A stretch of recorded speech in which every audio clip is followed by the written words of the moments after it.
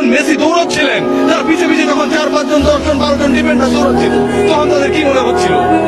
পিছে পিছে দৌড়ায়, ধরতে পারে না, আগে পরে সামনে বিভিন্ন জায়গায় যায়, বল আটকাতে পারে না। এটাই হচ্ছে একজন ফুটবলারের সৌন্দর্য, লিওনেল মেসির সৌন্দর্য ও জায়গায়।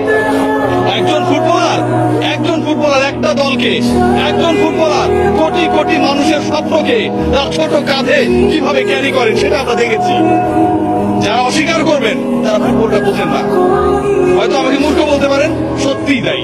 ব্রাজিলিয়ান কিংবা অন্য কোনো দেশের সমর্থকরা যারা অপছন্দ করেন, যারা আসলে লিওনেল মেসির এই জাদুর ছোঁয়ায় মন্ত্রমুগ্ধতায় আটকাতে চান না, যারা লিওনেল মেসির এই অবদানকে, একজন ফুটবলার পুরো দলটাকে কিভাবে গড়ে তুললো, স্বপ্ন দেখালো, এগিয়ে নিল, শেষ পর্যন্ত জয়ের প্রান্তে, জয়ের সেই সুন্দর একটা জায়গায় পৌঁছে দিল, সেই জায়গাটাকে যারা আসলে বিশ্বাস করেন না, তারা আসলে ফুটবলের সৌন্দর্যই বোঝেন না।